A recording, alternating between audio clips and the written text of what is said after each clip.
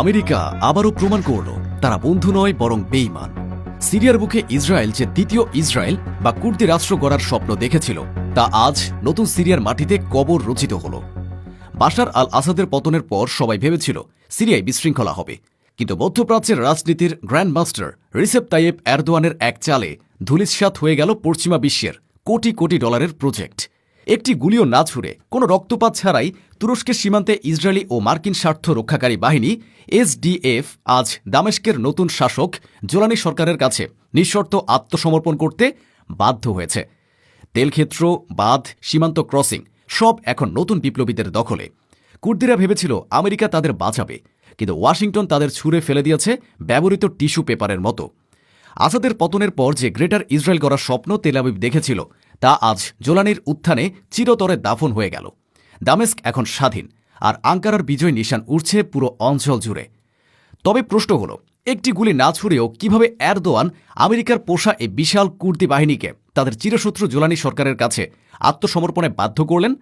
আসাদের পতনের পর কুর্দিরা যে স্বায়ত্ত শাসনের স্বপ্ন দেখছিল, তেল আর গ্যাস ক্ষেত্র হাতছাড়া হওয়ার পর তা কি এখন দুঃস্বপ্নে পরিণত হল? আমেরিকা কেন চুপচাপ দাঁড়িয়ে দেখল তাদের সবচেয়ে বিশ্বস্ত প্রক্সি বাহিনীর পতন? এটি কি মধ্যপ্রাচ্যের অন্য দেশগুলোর জন্য কোনো আসনি সংকেত? দামেস্কে জোলানির উত্থান এবং এসডিএফ এর পতনের সাথে সাথে কি ইসরায়েলের গ্রেটার ইসরায়েল বা নীল নদ থেকে ফোরাত নদী পর্যন্ত ইহুদি রাষ্ট্র গড়ার স্বপ্ন চিরতরে ধূলিসাৎ হয়ে গেল? 50,000 আইএস বন্দীর দায়িত্ব এখন জোলানির নতুন সরকারের হাতে। তুরস্কের সমর্থনে গঠিত নতুন সরকার কি পারবে এই চ্যালেঞ্জ সামলাতে? প্রথমে আসা যাক তুরস্কের প্রেসিডেন্ট এরদোয়ানের সেই ঐতিহাসিক বিজয়ের দিকে। আসাদের পতনের পর সিরিয়ার সমীকরণ বদলে গিয়েছিল, কিন্তু এরদোয়ান জানতেন আসল খেলা তখনও বাকি। বছরের পর বছর ধরে তুরস্ক বলে আসছিল সিরিয়ার সীমান্তে তারা কোনো সন্ত্রাসী রাষ্ট্র বা পিকেকের ঘাঁটি মেনে নেবে না। আসাদের পতনের পর জোলানি যখন দামেস্কের মসনদে বসলেন, তখন কুর্দি মিলিশিয়া বা এসডিএফ আতঙ্কিত হয়ে পড়ল, কারণ জোলানি এবং তার বিপ্লবী সরকার কুর্দি বিচ্ছিন্নতাবাদীদের ঘোর বিরোধী। ইসরায়েল এবং আমেরিকা চেয়েছিল আসাদের পতনের সুযোগে কুর্দিদের দিয়ে সিরিয়াকে ভাগ করতে, কিন্তু এরদোয়ানের কূটনৈতিক চাপে আমেরিকা পিছু হটতে বাধ্য হয়। রয়টার্সের রিপোর্ট বলছে, কুর্দিরা যখন দেখল তুর্কি বাহিনী উত্তর দিক থেকে এবং জোলানির বিপ্লবী বাহিনী দক্ষিণ দিক থেকে তাদের ঘিরে ফেলছে, তখন তাদের সামনে আর কোনো পথ খোলা ছিল না। অবশেষে বাধ্য হয়ে জোলানি সরকারের সাথে যে চুক্তি করেছে তা আসলে কোনো চুক্তি নয়, তা হল নিঃশর্ত আত্মসমর্পণ। এ চুক্তির ফলে কুর্দিদের হাতে থাকা বিশাল তেলক্ষেত্র, যা ছিল তাদের আয়ের মূল উৎস, তা এখন নতুন সিরিয়ান সরকারের হাতে। রাক্কার বিদ্যুৎ কেন্দ্র, সীমান্তের চেকপোস্ট এবং আইসিস বন্দীদের কারাগার সবকিছু নিয়ন্ত্রণ এখন জোলানির বাহিনীর হাতে। তুরস্কের জন্য এটি একটি বিশাল স্বস্তি এবং কৌশলগত বিজয়, কারণ জোলানি সরকার তুরস্কের মিত্র এবং তারা সিরিয়ার অখণ্ডতায় বিশ্বাসী। আজ কুর্দি স্বায়ত্তশাসন বা সেমি অটোনোমাস রিজিয়ন পুরোপুরি বিলুপ্ত। এরদোয়ান প্রমাণ করলেন আসাদ হটাও বা কুর্দি হটাও সবই তার পরিকল্পনা মাফিক হয়েছে। তবে এই আত্মসমর্পণের পেছনের আসল গল্পটা হলিউড থ্রিলারের চেয়েও রোমহর্ষক। কিভাবে এত শক্তিশালী একটি বাহিনী এক রাতে হাঁটু গেড়ে বসল? গোয়েন্দা সূত্রে খবর, আত্মসমর্পণের ঠিক 24 ঘণ্টা আগে তুরস্কের গোয়েন্দা সংস্থা MIT এবং জোলানির বিশেষ বাহিনী যৌথভাবে একটি গোপন অপারেশন চালায়, যার নাম ছিল অপারেশন ব্ল্যাকআউট। কুর্দিদের শক্তির মূল উৎস ছিল দায়ের আল জোরের আল ওমর এবং তানাক তেলক্ষেত্র। এই তেল বিক্রি করেই তারা তাদের বিশাল সেনাবাহিনীর বেতন দিত এবং ইসরায়েলের সাথে গোপন বাণিজ্য চালাত। তুরস্ক জানত বাঘকে মারতে হলে আগে তার খাবার বন্ধ করতে হবে। তুরস্কের ভলকান এবং আকিঞ্চি ড্রোনগুলো এসডিএফ এর সাপ্লাই চেইন বা রসদ সরবরাহের রাস্তাগুলো এক নিমিষেই ধ্বংস করে দেয়।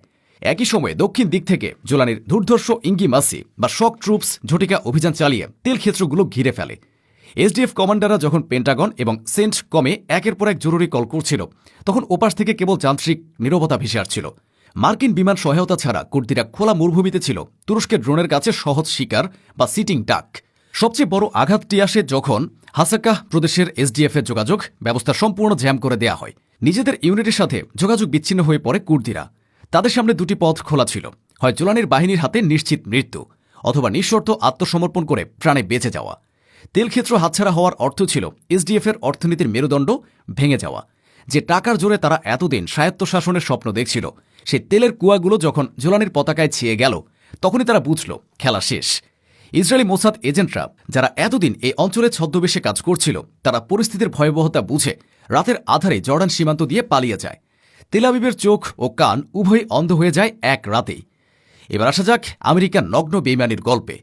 এসডিএফ কমান্ডাররা ভেবেছিল আসাদের পতনের পর আমেরিকা তাদের জোলানি সরকারের হাত থেকে রক্ষা করবে, এবং একটি স্বাধীন রাষ্ট্র উপহার দেবে। এসডিএফ কমান্ডাররা প্রকাশ্যে আমেরিকার কাছে সাহায্য চেয়েছিল। তারা বলেছিল, আমরা আপনাদের হয়ে আইসিসির বিরুদ্ধে লড়ছি, এখন জোলানির ইসলামী সরকারের হাতে আমাদের ছেড়ে দেবেন না। কিন্তু ওয়াশিংটন থেকে উত্তর এলো নীরবতা। আমেরিকা এই মুহূর্তটিকে বলছে ইনফ্লেকশন পয়েন্ট। এর সোজা অর্থ হলো আসাদ নেই, তাই আমাদের আর তোমাদের দরকার নেই। আমেরিকা বরাবরই কুর্দিদের ব্যবহার করেছে দাবার গুটি হিসাবে। যখন আসাদকে দুর্বল করার প্রয়োজন ছিল তখন তাদের অস্ত্র দিয়েছে, আর আজ যখন দামেস্ক তাদের নিয়ন্ত্রণের বাইরে থাকা জোলানি সরকারের ক্ষমতায়, তখন তুরস্কের সাথে আমেরিকার সম্পর্ক টানাপোড়েনের মধ্য দিয়ে যাচ্ছে। তখন তারা কুর্দিদের বলির পাঠা বানিয়ে দিল। জোলানি সরকার স্পষ্ট জানিয়ে দিয়েছে সিরিয়ায় কোনো বিদেশি প্রক্সি থাকবে না, আর আমেরিকা সে বাস্তবতা মেনে নিয়ে চুপচাপ প্রস্থান করেছে। আজ কুর্দিরা নিঃস্ব, রিক্ত এবং অপমানিত। তারা এখন বুঝতে পারছে আমেরিকার বন্ধুত্ব মানে হল প্রয়োজনে ব্যবহার করো এবং কাজ শেষে ছুঁড়ে ফেলে দাও। এই পুরো ঘটনার সবচেয়ে বড় পরাজিত পক্ষ হল ইসরায়েল। তেল আবিবের দীর্ঘদিনের স্বপ্ন ছিল গ্রেটার ইসরায়েল প্রতিষ্ঠা করা।